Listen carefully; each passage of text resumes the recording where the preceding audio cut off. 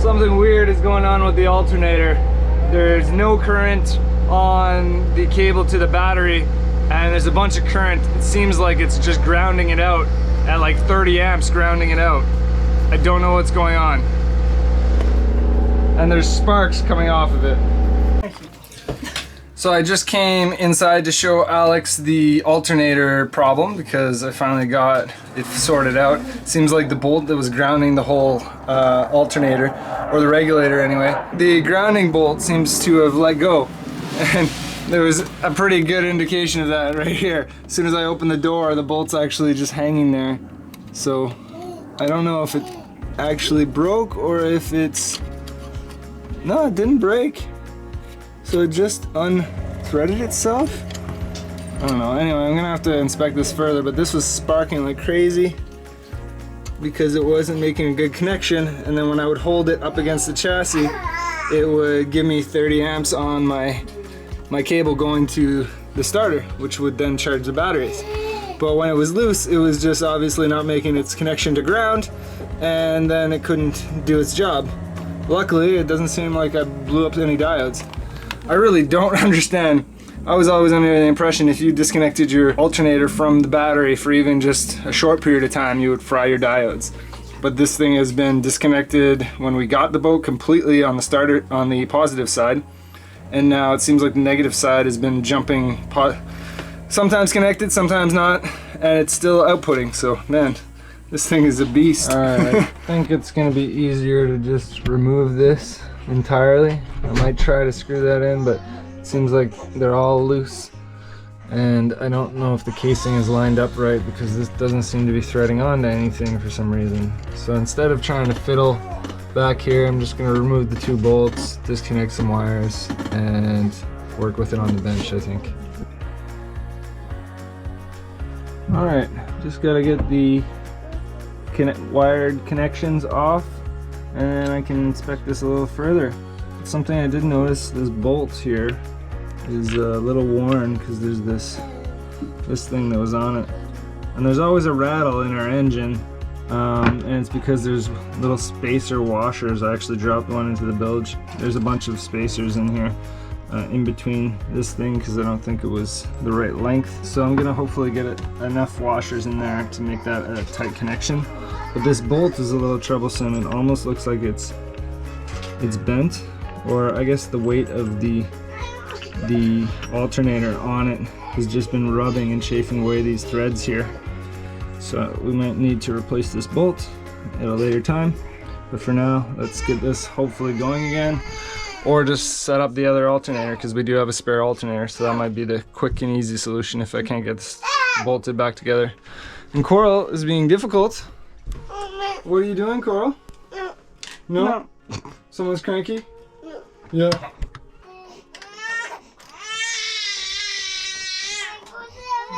Okay, I don't need that one. Oh, that's a different size bolt.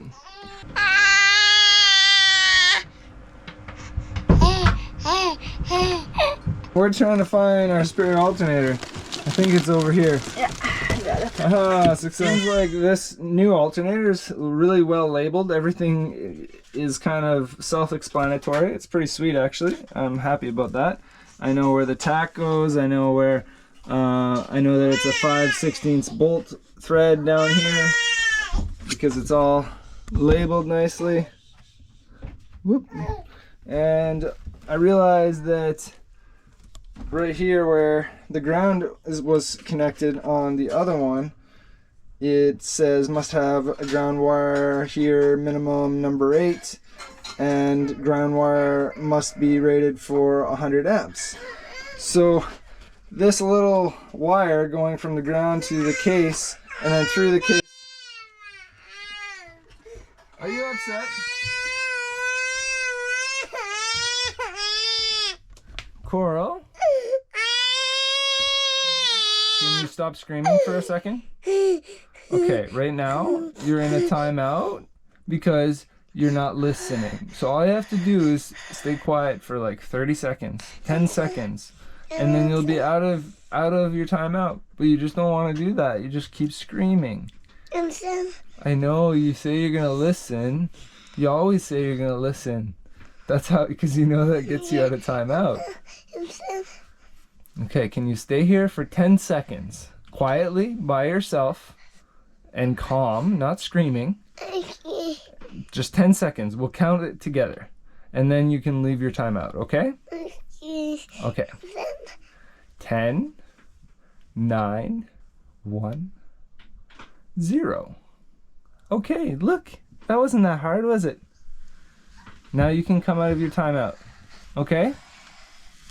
Thank you for being quiet and not screaming.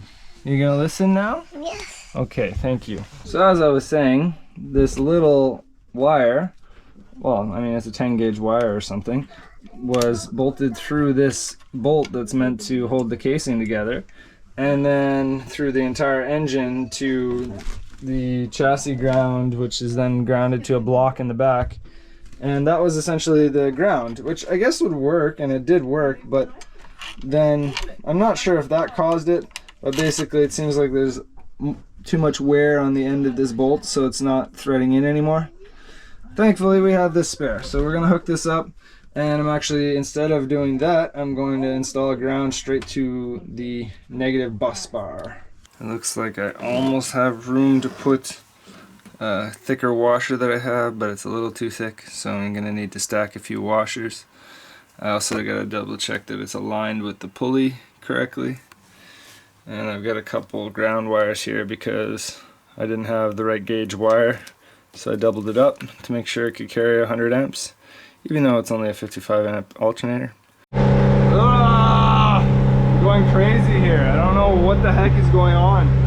This is the second alternator to just stop working. The first one was that bolt that wasn't making a good connection to ground. So fine, I understand it's not working. But this one, even though there's a bolt holding the bracket on that's loose because the lock washer was corroded and snapped when I tightened it, and I didn't notice, I guess, or the vibration from the motor when it started is now, anyway, it's leaking because that's also the same bolt that they use to seal that front plate. I don't know what it is, but there's antifreeze coming out through that hole because the bolt is no longer tight, so there's a little bit of a leak. So that's why we smelled smoke, so at least I know what the cause of that is. And there's no smoke from the alternator or anything, and it sees the batteries. I measured 12.6, but it's not outputting anymore. Kind of similar to what the other alternator was doing when the ground was disconnecting from the casing. But I've got a brand new ground, and it's hard to troubleshoot with the engine running. We're in the Pongo River right now. I can't just stop the engine because it's such a narrow channel here. So I'm there trying to troubleshoot and do stuff with the engine running, which is kind of dangerous. I mean, sometimes you can do it, and for some things it works, but this is kind of sketchy, trying to tighten bolts and stuff like that around the belts. And the belt has also gotten a little loose since running it. I can't seem to get good tension on it, and I don't want to over tension it.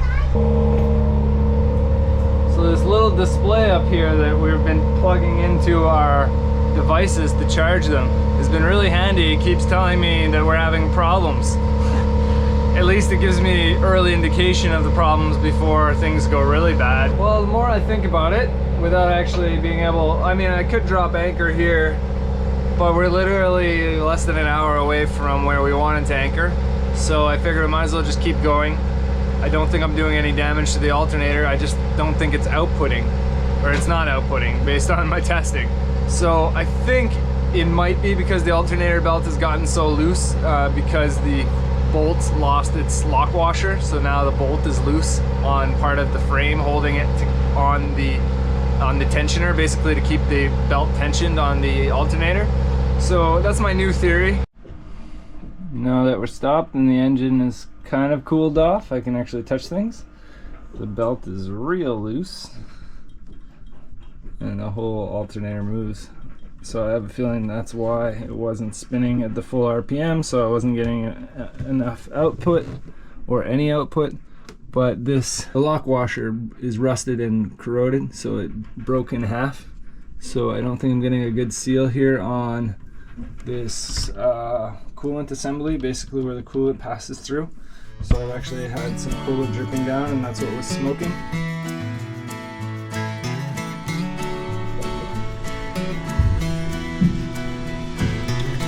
Alright, that's where my leak was coming from, and also why it wasn't tight anymore. The lock washer snapped, so I'll replace the lock washer, try to clean these other bits up because I don't think I have a spare bolt like this, but I'll have to get some new ones.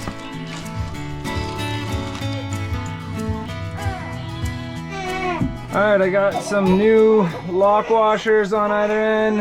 It's all tight, it's not moving nearly as much, and the belt is reasonably tight. But Kai has had enough. Alright, bud, you need some attention? I wash my hands, look. I can pick you up now.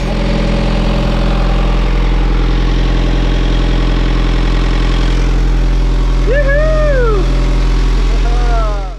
I think it goes without saying that if you don't have a tight alternator belt, you're not gonna have proper output. It's something I should have known, but I figured, you know, it was spinning, so it must be outputting something, you know, even if it was just less. But I guess it wasn't getting enough voltage to turn on the regulator. That's my guess.